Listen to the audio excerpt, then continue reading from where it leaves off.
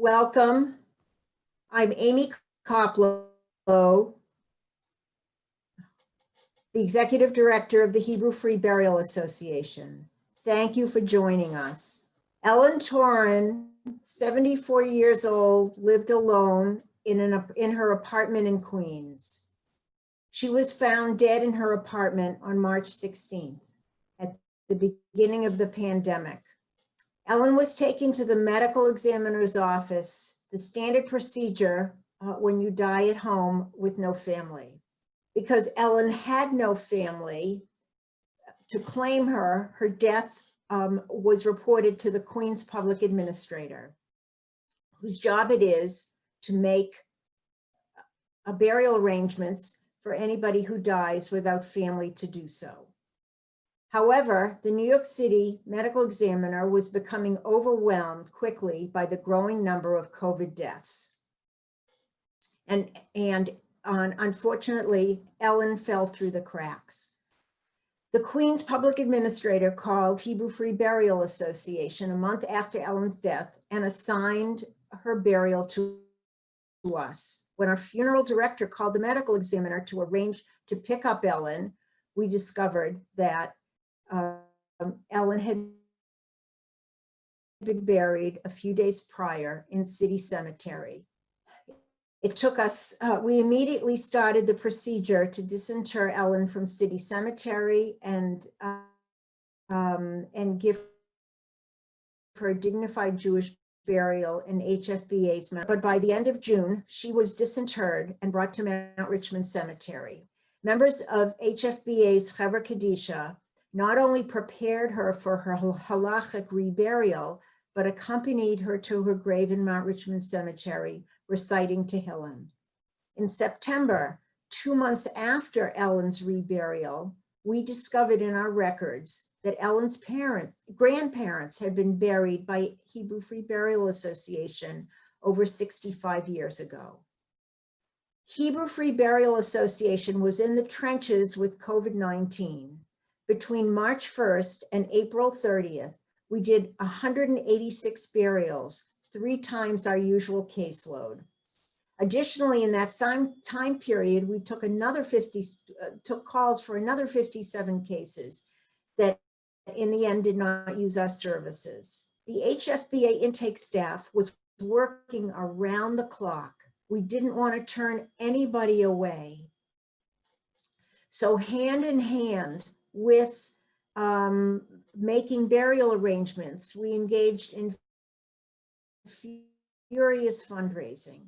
UJA Federation of New York awarded us a COVID emergency response grant in late March. That was a lifetime during the crunch of the pandemic. People across the country stepped up to the plate and supported us in what the rest of the fall and the winter months will bring in regards to a second wave. We've seen the numbers rise in New York and in New Jersey. There are still 1,000 unclaimed bodies lying in refrigerated trailers that the medical examiner runs in Brooklyn's Marine Terminal.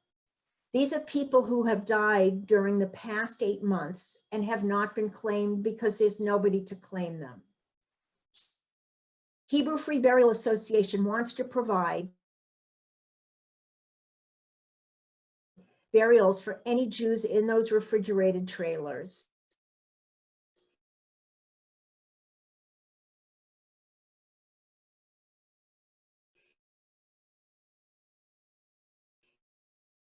And we want to provide for any Jew going forward, 65 burials. Hebrew Free Burial Association has a unique connection with Staten Island. Our 2 cemeteries are there, Silver Lake Cemetery on Victory Boulevard and Mount Richmond Cemetery on Clark Avenue. Silver Lake was started in 1892 and filled in 1909, and we've been using Mount Richmond since 1909. We can provide the services that we do because of the amazing Staten Island community. Since 2014, all the taharas for our burials are done by the extraordinary Staten Island Chevra Kadisha. I described how HFBA staff worked through the night during the worst of the pandemic. If we arranged 12 burials for a day during the pandemic, during the worst of the pandemic, the Chevra came through and at all hours performed the Taharas prior to those burials, giving Kavod Hamet to every Nifter and Nifteret. We had to temporarily suspend our volunteer minyan from March until late June. The members protested, but we had to keep everybody safe. In late June, the worst of the pandemic seemed to be over, and the minyan volunteers returned in force and have been by Rabbi Plafker's side at the burials ever since. I thank you, the Chevra Kadisha, and the minyan for your incredible service to our organization. I also want to thank the amazing event committee who worked on this program tonight and organized the incredible online Mace Mitzvah campaign to support HFBA. To date, it has brought in over $160,000. In particular, I want to thank Ellie and Navo Walbram, David and Malky Gottlieb, Scott and Zach Diamond, Sam Ross, and HFBA's always comes through no matter what, Director of Operations, Andrew Paver. Now it's my privilege to pay tribute to Charlie Grinsky, a Staten Islander and HFBA board member whose support and work on behalf of our organization has been invaluable. Charlie has served on the HFBA board since 2012 and garnered support from Greater Staten Island for us, including from foundations and individuals. In fact, we were able to build the Margaret and Leo Meyer and Hans M. Hirsch Tahara facility because of a large capital gift that Charlie secured for the project. It's my pleasure, long distance, to present Charlie with a plaque which reads, "To all who faithfully occupy themselves with the needs of the community, the Holy One, blessed be He, will give them their reward." From the Sabbath morning prayers. Hebrew Free Burial Association honors Charlie Grinsky, esteemed and admired board member, communal leader, and tireless advocate for the indigent and most vulnerable. Charlie.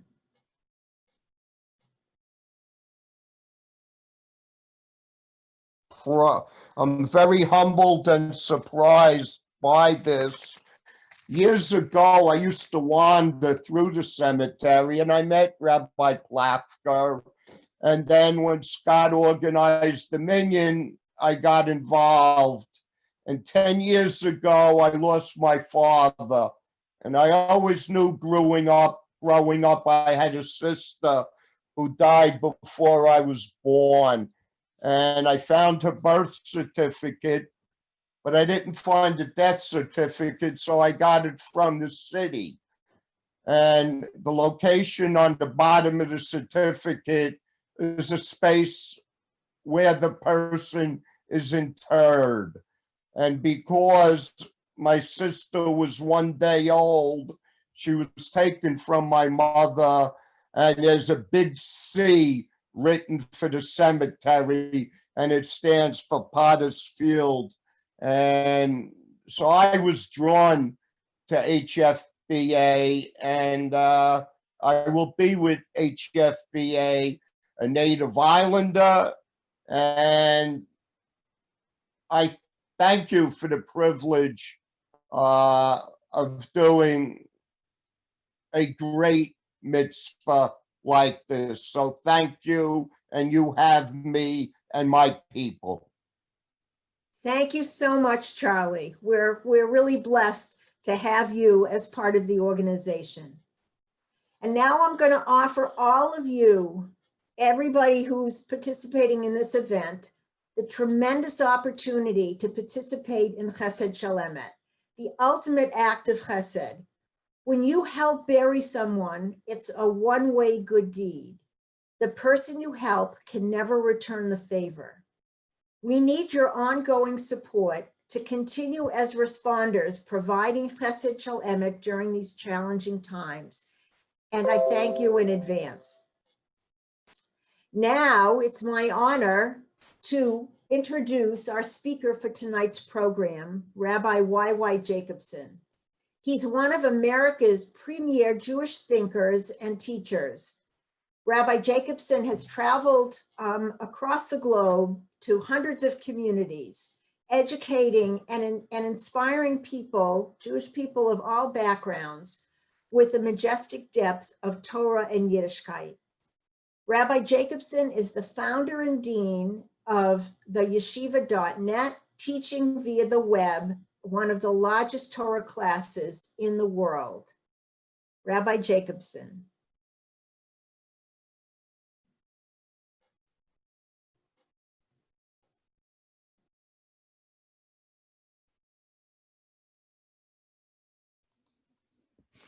Wonderful.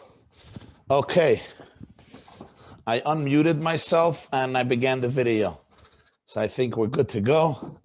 Thank you so much for your kind introductory remarks. Thank you so much to the Hebrew Free Burial Association for this unique privilege and invitation to address you this evening. I know that we're not addressing an exciting, joyous subject. We're going to be discussing burial in Jewish culture, tradition, law, mysticism, spirituality.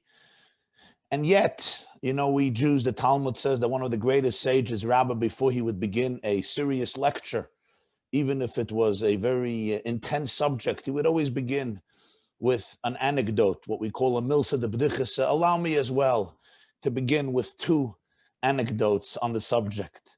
Anecdote number one, especially dedicated to my dear brothers and sisters who live in New York City, especially in Manhattan or Brooklyn, or Queens, you will uniquely appreciate this anecdote. They say a story, there was once a police officer passed away, but he wasn't just any police officer. He was considered one of the most celebrated police officers. He has given more tickets than any other officer in the history of the United States of America. Day in, day out, faithfully, he managed to obtain ticket after ticket to penalize people breaking the law this way or that way, giving them summons after summons, and finally his day came. And they lower the coffin into the grave. And the priest, the clergyman, who's there officiating at the funeral, suddenly hears a little voice, a subtle voice from the coffin. And the clergyman bends down. And this officer says, Father, I'm not dead. Get me out of here. Get me out of here. And the priest looks down at the coffin and he says, sorry, pal, but I already began the paperwork. Anecdote number two. A Jew, Yankel, was known as one of the stingiest Jews of the decade. Wealthy, but stingy. Calls up the rabbi. Says, Rabbi, you know, I'm preparing for the day of truth, for the day of reckoning when I'm going to return my soul. And I'm trying to get the right person to eulogize me and present a eulogy that really befits my unique and extraordinary sublime character. The rabbi says it would be an honor. But Rabbi, how much would a eulogy cost? I have to know. I can't just spend any amount of money. The rabbi says, well, there are 3 packages. He says, let me hear. He says, there's a super deluxe package. It costs $9,000 for the eulogy. Yankel says, what? What do I get for that? The rabbi says, I tell your story in the most eloquent of ways, and I sob throughout the story. $9,000, you're Meshiggah. I'm not paying that. What's the next level? He says, the next is a deluxe package. How much is that? $5,000.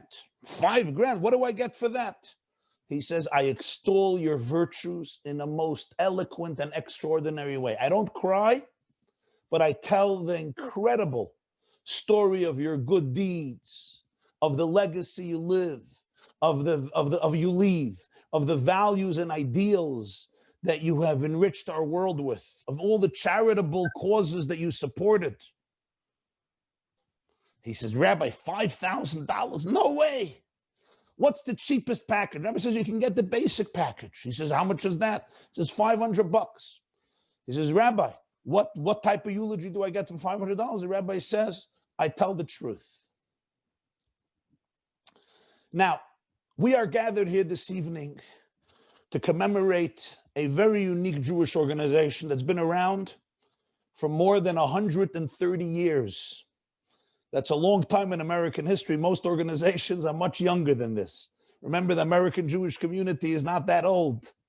But this organization, the Hebrew Free Burial Association, has been around for more than a century. Its mission statement is simple as it is moving: to ensure that every single Jew who dies alone, or any single Jew who dies impoverished, will receive a proper, dignified Jewish funeral and Jewish burial. Many of the burials conducted by the Hebrew Free Burial Association, you can define as the classic title in Jewish law known as a meis mitzvah, somebody who passes away, and there's a Torah commandment to take care of them because there's no family, there are no relatives, or there's no money to be able to bring them to proper burial. No family, no friends, no community. Not all of their burials have been classified as such, but many. This unique association organization owns their own cemetery in Staten Island, which allows them to bring all of these holy Jews to burial. During a normal year, the Hebrew Free Burial Association arranges around 380 burials. This year, due to the circumstances revolving around the coronavirus, the Hebrew Free Burial Association buried more than 436 of our holy and beautiful brothers and sisters. Each funeral on average costs the Hebrew Free Burial Association $5,400. That's the cost of a funeral from the beginning, from transporting the body and burying it, all the way down till putting up a small tombstone. $5,400 for a funeral. Their costs this year are running $1 million over their anticipated budget, and hence tonight's fundraiser for this extraordinary Hebrew Free Burial Association. There is something unique about the way Jews and Judaism have treated even a lifeless corpse. The dignity, the respect. It's one of the great fundamental laws which is inculcated in every single Jewish child from the youngest age. We have a name for it in Jewish law. It's called kavod hames. Unique honor and dignity that is attributed even to somebody who has passed away already, even though you're dealing apparently with a lifeless corpse. It has become ingrained into Jewish law, ethics, morality, culture, history, tradition. Goes back all the way to Genesis. God tells the first human being, Adam, Afar Ata ve'elafar tashuv. You come from the earth, ve'elafar tashuv. You're going to one day be returned to the earth. A little later in Genesis, we have that elaborate, dramatic, and unique story with the first Jewish man and the first Jewish woman, Abraham and Sarah. Ultimately, after living together for so many years, Sarah passes away. And then the Torah could have completed the story very, very briefly, as it usually does, and say, right, Abraham bought a cave in the city of Hebron and he buried his wife there. Instead, we have a long chapter of a long, detailed, intricate negotiation that our patriarch, the first Jew, Abraham, engages with the Hittites, with Ephraim, in order to purchase a plot of land, a cave, in which he and Sarah will be able to be buried. He will be buried there, ultimately Isaac and Rebekah, Jacob and Leah, according to tradition, even Adam and Eve. Later in Genesis, Jacob is in Egypt. He's about to die. And he makes his son, the prime minister, Joseph, swear, take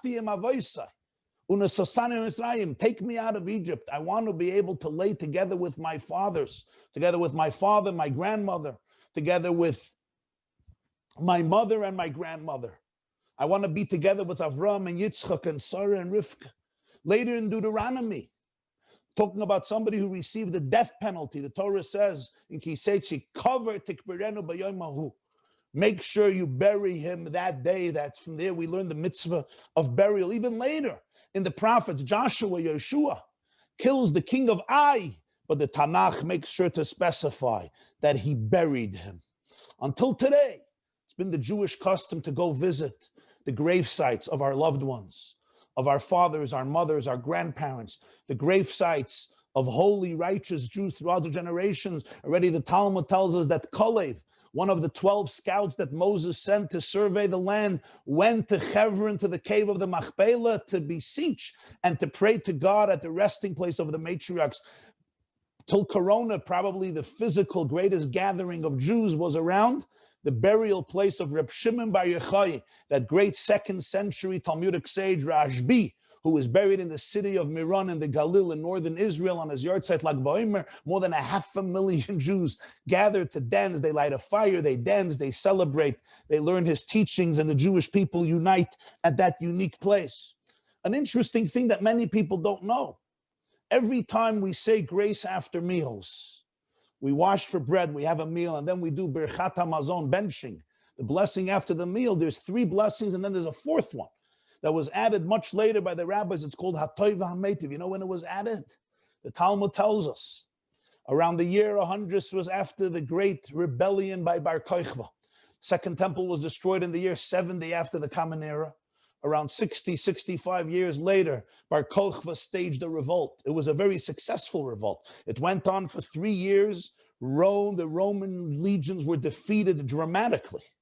Rabbi Akiva even believed that Bar Kochva is possibly the Mashiach who's going to rebuild the 3rd temple. At the end, sadly, the revolt was crushed by the Romans. And that last fortress of Beitar, where so many Jews were gathered and fighting against the Romans, ultimately was laid ruined, destroyed by the Romans, murdering all the Jews. And they would not allow the hundreds of thousands of Jews killed in Beitar to be buried. The corpse lay on the ground. They would not allow the Jews to bury them. But then years later, the next emperor allowed Haruge Beitar, the Jews slain in Beitar, to be buried. And the rabbis were so thankful, they made a special blessing every day in the grace after meals for the fact that their bodies did not decompose. Hatoiv v'hameitiv, that they allowed them to be buried. Until today, we have a holiday, the 15th day of Av, the day that they allowed the Jews of Beitar to be given a proper Jewish burial. Extraordinary idea when you think about it, to demonstrate the value that Judaism, the Torah, Halacha, and Jews gave for it to take a body and bring it to burial. I want to tell you an incredible story. And this is a story, I think it just demonstrates to you a perspective of Judaism. You know, rabbis often get interesting questions. That's what they do. But there are questions and there are questions. Here is an incredible question that came to the desk of one of the great poskim, the great halachic authorities in Israel, a man known as Rabbi Yitzchak Zilberstein. Rabbi Yitzchak Zilberstein received the following question. Listen, my friends, to what happened. Very, very tragic and complicated story. There was a Jewish man who was living in Eastern Europe when the Nazis came in. His wife was taken away by the Germans, Yimach Shemam, and she was murdered. He, her husband, and their baby, their young Jewish boy, managed to save themselves. How? He managed to smuggle into the home of a non-Jewish woman who was a neighbor. She was a single woman, and she agreed to take in the surviving husband and their child into the house in order to be able to camouflage the situation, because of course she'd be shot immediately. They made believe that they were a married couple. So now this Jewish man who lost his wife in the Holocaust was officially married to this non-Jewish woman who was his neighbor, and they were raising this little Jewish boy officially as a non-Jewish child. As the years went on, they developed a true liking to each other, and they actually got married. They got a civil marriage and they had a second child together. This child obviously wasn't Jewish because this child, unlike the first one, was born from the non-Jewish woman who saved now her husband and his first baby. The war ends. The Jewish husband decides to immigrate, leave Europe, and come to the United States of America. He brings his wife over to America. They're now living in America and they're raising two children. One child lost his mother in the Holocaust. He's a Jewish boy.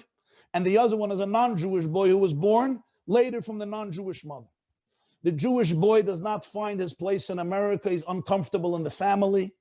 He decides to go to Israel as soon as he can. He goes to Israel. It's amazing. He enrolls in a yeshiva. He gets himself an intense Jewish education.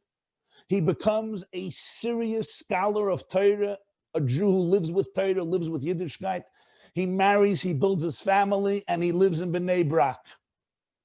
His brother, I should say his half-brother, his non-Jewish brother, continues to live in the United States of America with his father, who is assimilated and quite secular and intermarried, and his non-Jewish mother. Not long ago, the religious brother living in Bnei Brak in Israel gets a call. Who's on the phone? His half-brother. Our father died. He wasn't in touch with his father. Our father died. He left over an inheritance, $50 million. There's two children. My brother, you get 25 million. I get 25 million. Now, for any Jew living even in Manhattan, it wouldn't be such bad news. A Jew living in Bnei Brak, the price of a gift of $25 million is not bad at all, to put it mildly. He hangs up the phone, but then wait, what about burial? What about burial? My brother is not Jewish. The wife is not Jewish. My father is Jewish. He needs a Jewish burial. Calls back his brother, and he says, what about the funeral arrangements? I'm going to arrange for the Chevra Kadisha. They didn't need the free Hebrew Burial Society. They didn't need your service. They had $50 million, but I'm going to arrange that he should get a Jewish burial, according to Jewish law, put in a Jewish cemetery.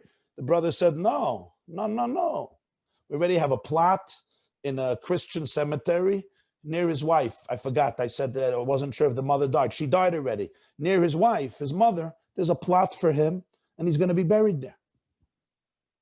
The brother says he's a Jew. He should be buried in a Jewish cemetery according to Jewish law. The other brother says, no. He was living with my mother. They were not living as Jews. I'm not Jewish. She was not Jewish. He used to be Jewish. The brother says, not used to be Jewish. He's still Jewish. They go to court. You know what the verdict of the judge was? Cremate the body. Split the ashes. Half of the ashes get buried in the Christian cemetery near his wife, and half the ashes get buried in the Jewish cemetery. There's the verdict of the judge. The brother calls back, the Jewish brother from Israel calls back his other brother. He says, listen, let's take it out. Let's make our own compromise here. Bury him in the Jewish cemetery. According to my wishes, I'll give you $50,000. $50,000. The man says, no way. It's not about the money. He says, name your price. He says, I agree to bury him in a Jewish cemetery if you give me your part of the inheritance. $25 million to give your father a Jewish burial. This Jew is a Torah Jew. What does it say in Shulchan Aruch? What does Jewish law say? He calls up Rabbi Yitzchak Zilberstein, the son-in-law of Rabbi Elyashiv Zatzal. What do I do? What do I do? No, if you were the rabbi, what would you say? What would you say? Not a simple question. Do you have to give up $25 million in order to give your father a Jewish burial? You allow him a Christian burial.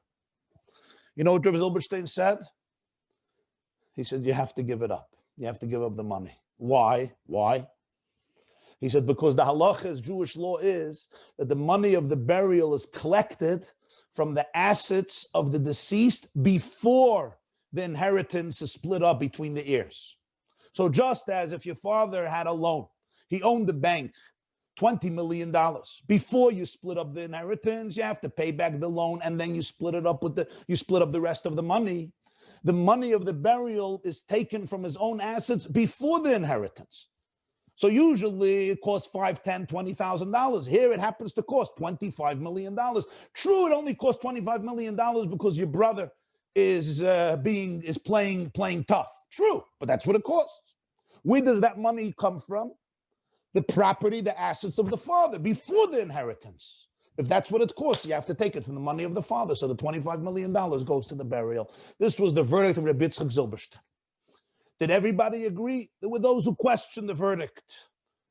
Some said, this is a Jew, he's a mumar.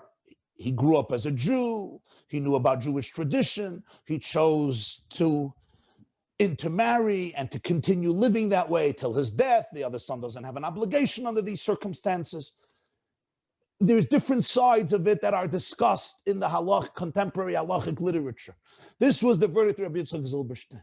But what do you learn from here?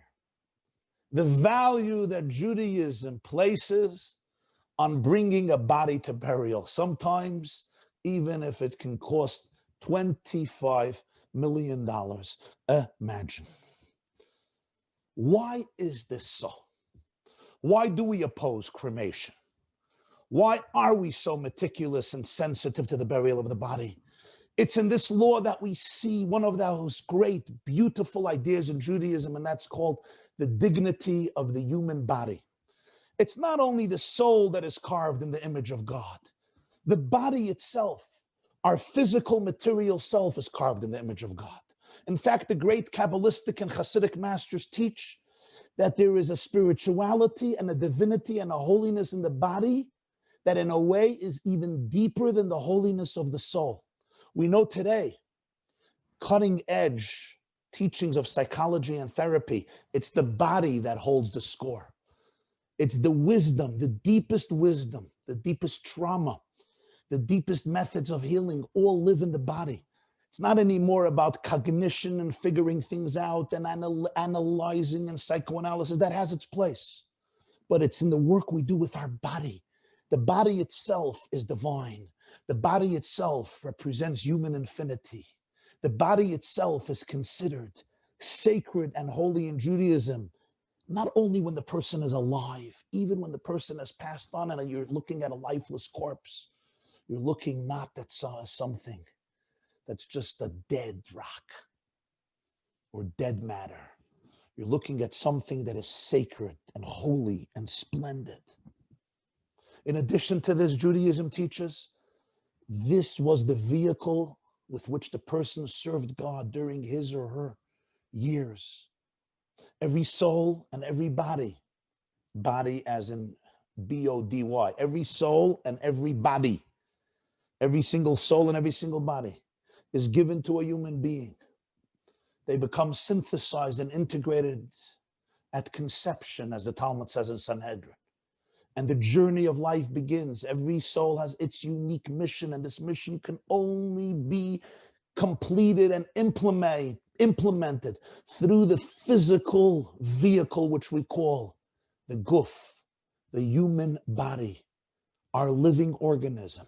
This is the instrument through which we served God, through which we did every mitzvah, through which we brought godliness and holiness and goodness to the world.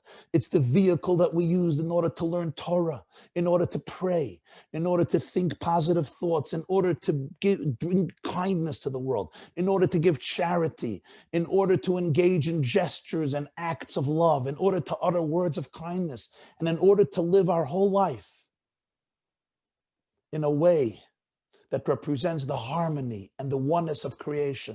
A soul without a body cannot achieve anything in this physical world. So our entire enterprise, our entire journey, our entire mission is done in the body and through the body.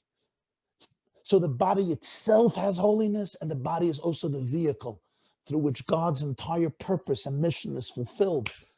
And when a person's life reaches its culmination, we don't just tell the body, okay, you're done, who cares? No, this is a body that is always, always taken care of with the utmost sacredness and sensitivity. What is more, one of the 13 principles of Jewish faith, one of the Animamens Maimonides articulates the 13 principles of Jewish faith is the faith in Tchias HaMesim, in the resurrection of the dead.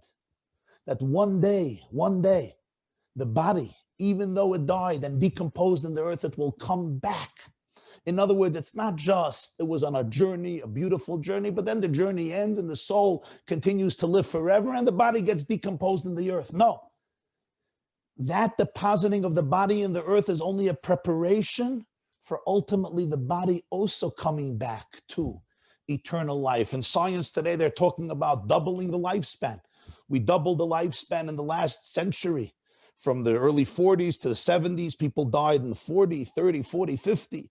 Today, the lifespan was doubled. Thank God. They're talking about doubling it yet again, 150. And some scientists, even scientists who call themselves completely secular, are talking about eternity. The ability that at 80 or 90 years old, you're going to come into the doctor's office and get a tune-up and a fresh tune-up on your 70 trillion cells, and you come out a fresh human being. One of the principles of Jewish faith is there's a concept of Tchias HaMesim, resurrection even of the dead. So that's the uniqueness and the significance of a body. What is more, the Zohar tells us that as long as the body is not buried, it's painful for the soul because the soul is connected to the body. Even after death, there's a part of the soul that remains deeply connected to the body, even if it's not visibly manifested in a physical way that our senses can grasp that life force. And only after the body is buried can the soul, the Zohar says, ultimately experience its ultimate serenity. And there's something even deeper than this. You know, what's the difference? People often ask about who cares if you cremate, if you bury, what's the difference? But there's a unique and very important distinction because when you take, let's say, a plant, you take a seed, you bury it in the ground, the seed decomposes, but it doesn't get lost. Not only does it not get lost, it's the decomposition that allows the nutrients and the minerals ultimately to produce a new plant. Even a plant, a dead tree that decomposes, what happens? It doesn't disappear. All of the nutrients and all of the minerals go back into the earth and they continue to live and they continue to give rise to new plants, to new produce, to new living organisms, to new vegetation. And sometimes even much greater in quantity and in quality than that which decomposed. It becomes alive again. If you take it and you burn it, so what happens besides the ashes? All of the elements are whisked away and dissipate in the air. When a body is put into the earth, it's not just placed into the earth. It's planted. It's like a plant. It's planted. And what happens when you plant a seed? It decomposes, but it doesn't get lost. It gives the earth, the soil, the enrichment, the vitality, the nutrient it needs that allows life to be continued, and we continue to benefit from it. Every human body that is decomposed, it becomes part of the earth. It doesn't dissipate. It doesn't get destroyed. It continues to become part of the earth, and that is the genesis of the resurrection of the body after Mashiach comes, when the redemption comes. So when we bury a body, it's not the end, it's the beginning. It's like planting a seed. You're planting a seed. What are you doing with the seed? You're throwing it out into the garbage. No. I'm planting it. Yes, it's going to be covered. It's going to be eclipsed. It's going to rot. It's going to be decomposed, but it's not the end of it. New life is going to come from it. When we take that body, we deposit it into the earth, we're really planting it. And ultimately a tree is going to emerge. And I'm not only talking about the physical nutrients, minerals that are being given to the earth, enriching the earth and increasing its vitality and its ability to do its work for the sake of our society and civilization and the planet and our very delicate ecosystem. But also on a deeper level, this is the beginning of the resurrection. With cremation, a very different process happens. That's why the Torah prohibits it. I want to share with you something. There was in 1983, and there was a fellow who felt he's soon going to die, and he told his son, I want to be cremated. his son was a little closer to Judaism. And he asked his rabbi what he can tell his father to convince him not to write a final will that they have to cremate the body. So this rabbi didn't know, so he asked the Lubavitcher Rebbe. So the Lubavitcher Rebbe wrote back an incredible response to how the boy can convince the father. It's a long response the Rebbe wrote. I'm going to share a few lines, and I'm going to share it in my own language in English. The Rebbe wrote it in Hebrew. He says, somebody says that he wants that they should cremate his body after death. He has to be explained in very clear words and very simple words. That the body exists for a while after death. The body doesn't just decompose right away. The body has a certain life and vibration and vitality that is embedded in it even after the soul has left. As long as the body has not completely decomposed, part of the soul is embedded and connected to the body. Somebody who instructs that somebody's body should be cremated, or somebody who agrees that somebody's body should be cremated, it's not just an agreement to burn a dead body. You're burning part of a living soul that still lives in the body after death. It can be compared on some level to the burning of a living human being. In this case, you're not burning the whole person. You're burning part of a living person, which is very cruel, because part of the soul still lives in the body. And even if somebody says to do this to themselves, to burn part of their own soul, this is not something we want to tolerate and embrace. And even if somebody who says, I don't know that this is true, he says, saying that I'm justifying it because I don't know that this is true, doesn't take away from the cruelty of it. And when somebody says, so many people do this, why should I be different? The Rebbe concludes, and I have to say in very sharp words, thousands of Nazis burnt literally living people. And the Nazis who perpetrated this included scientists, doctors, merchants, and people who had families, etc. And yet they were capable of engaging in this. Now, obviously, doesn't mean to compare it to the malicious barbarity and sadism of the murderers of the Germans, but he's trying to explain that if the lenses of perception are cleansed, if you could see a little deeper into reality, you know that a dead body is not just a dead body. There's a part of the neshama that lives there. Don't burn it. Allow it to be buried. Allow it to come back to its nest, to its home, so that the soul in the right way can ascend to where it has to ascend, and the body can decompose and become part of the living soil, the way it has to become part of the living soil. My dearest friends, I want to share with you an incredible story. I thank my friend and colleague from Los Angeles, Rabbi Yoli Gold, who made this story quite known, but I verified it. I verified it because I wanted to know some details that I didn't know from the person with whom the story happened. Rabbi Stephen Ammon is a rabbi in Deal, New Jersey. Every year, he and his wife, before Rosh Hashanah, go to the gravesite of her mother, his mother-in-law, together with her father and their siblings, to pray to God for a new year at the resting place of their mother. 1 year before Rosh Hashanah, they knew they will not be able to get there. And a few weeks before, they happened to be taking a road trip from Deal to Brooklyn, New York, to visit their grandchildren. On the highway, Rabbi Stephen Ammon sees a sign, Staten Island. So he has this thought. He tells his wife, you know what? The cemetery where your mother is not far from here. We're not going to be able to come before Rosh Hashanah. Do you want me to take the exit? We can go to the resting place, a few minutes, pray there, a few weeks before Rosh Hashanah, and then we'll continue to Brooklyn. They weren't in a major rush. She says, sure, that would be great. And he takes the exit. He goes to the cemetery. It's quiet. It's a regular afternoon. Nobody is there. They're both standing at the gravesite of his mother-in-law and davening to Hashem to bless them and their family and the Jewish people in the world with a beautiful, sweet, wonderful year. Suddenly he hears a commotion and he sees a hearse is driving into the cemetery, stops right behind where they're standing, and another few cars. People come out. There's a funeral.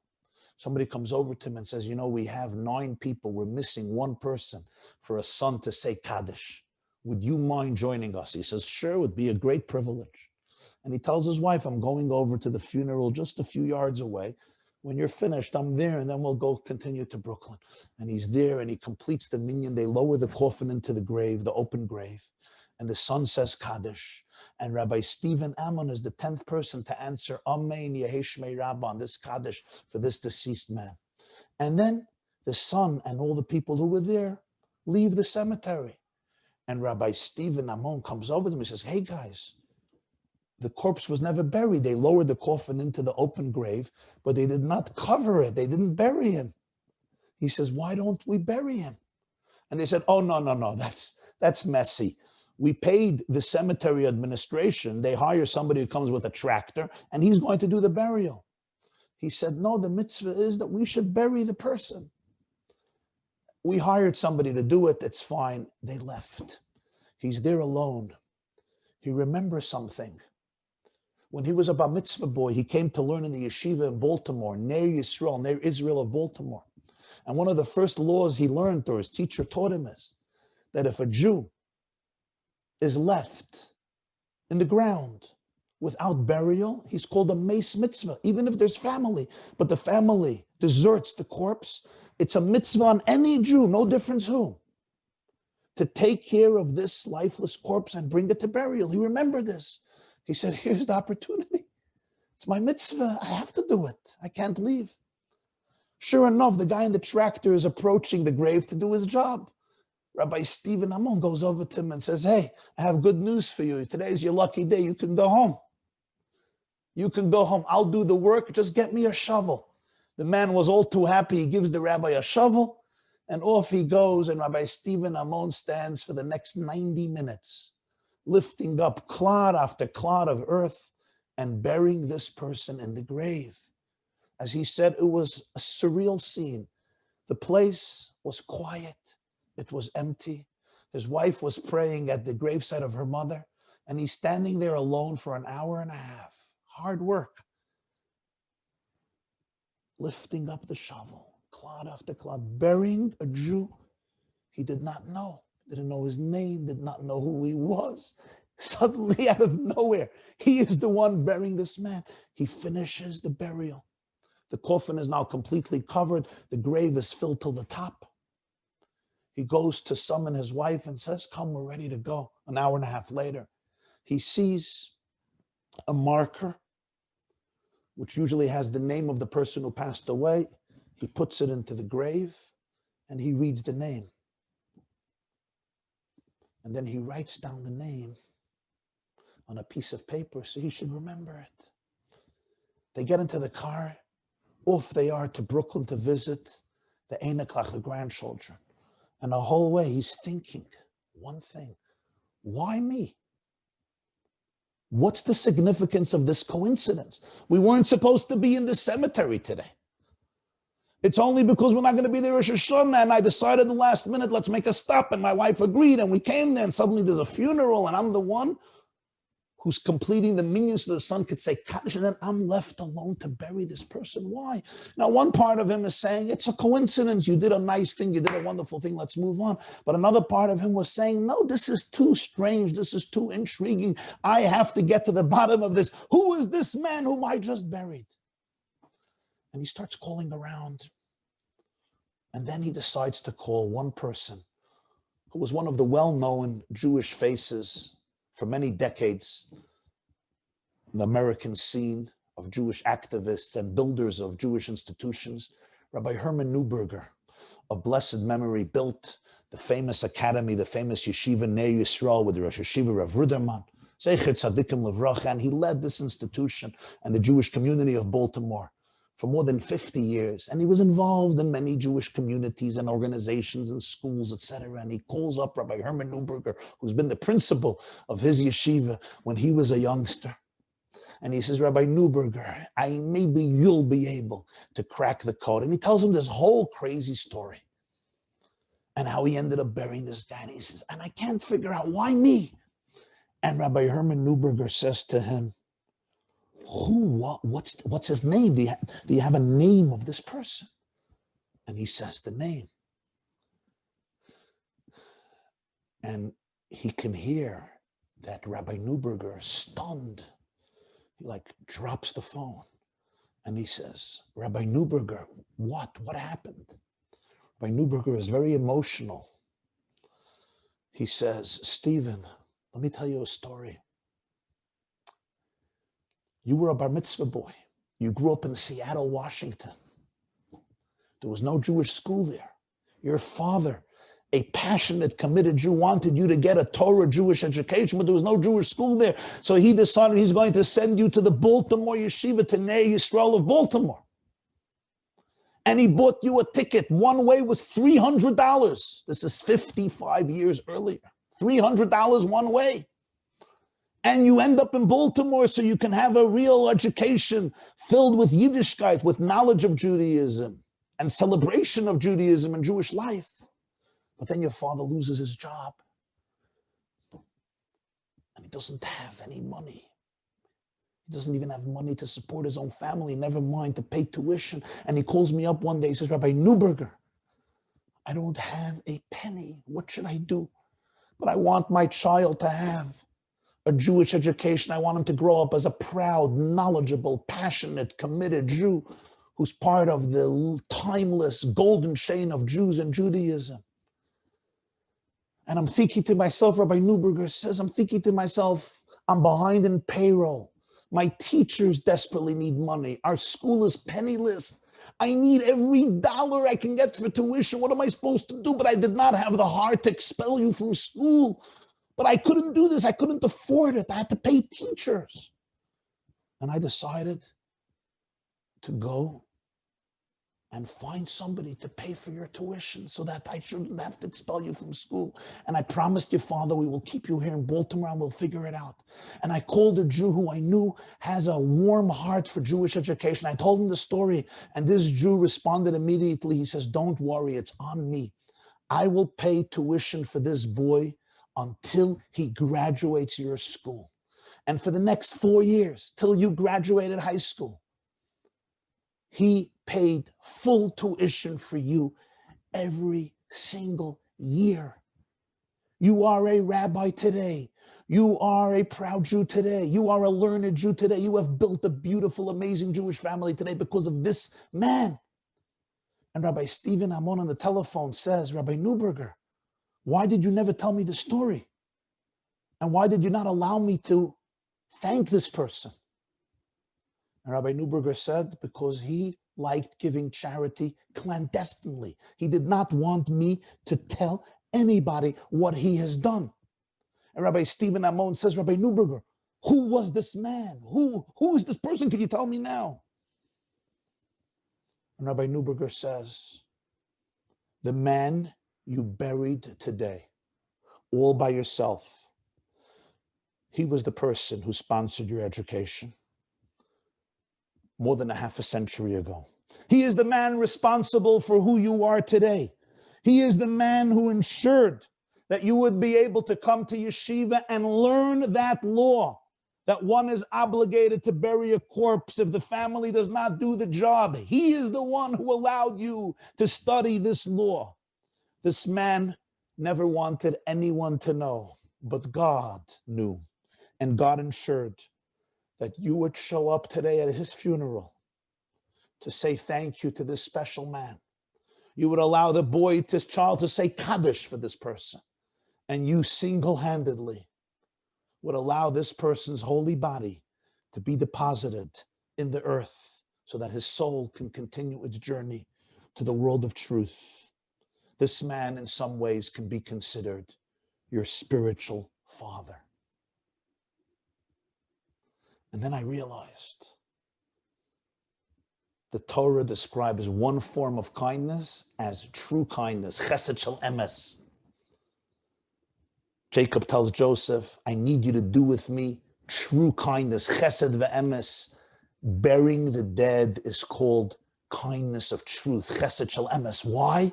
The commentators explain, because it's the only time I do somebody a favor and I cannot expect him to do it, to reciprocate. I know what Yogi Berra said. Yogi Berra said, you make sure to show up at your friend's funeral so that he shows up at yours. But that's a Yogi Berra. Chesed shel emes means there's no reciprocity. I'm doing you a favor. I'm not expecting anything in return.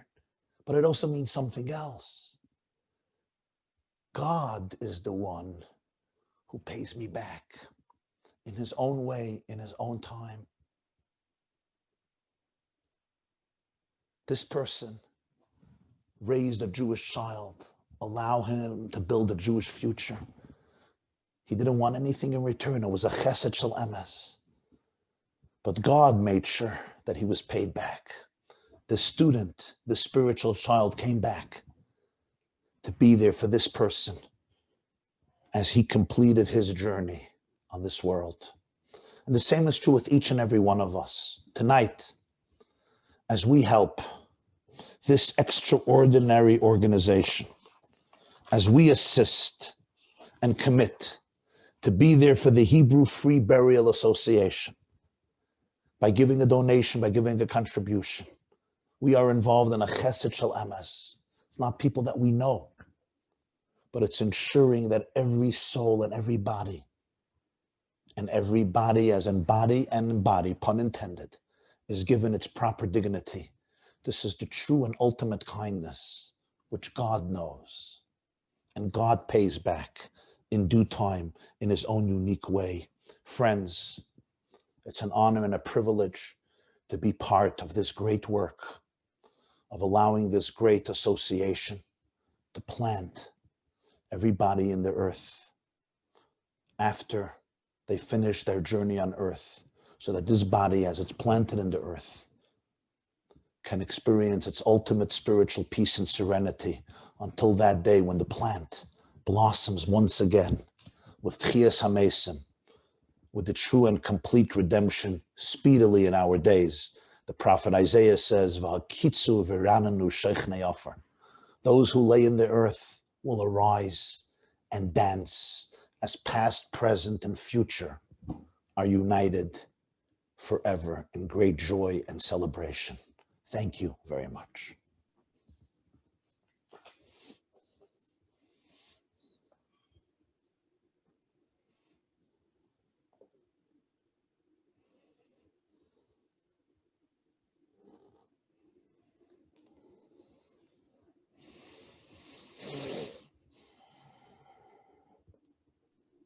I thank you, Rabbi Jacobson. This was just amazing. And I thank everyone who has joined us tonight. I hope that you were as inspired as I am. And I just want to remind you that at the bottom of your screens is the link to donate to Hebrew Free Burial Association. Please, please help us. We can't continue our work on behalf of the Jewish community without the support of the Jewish community. And help us with Chesed Shel Emet. Thank you and enjoy the rest of your evening. Good night.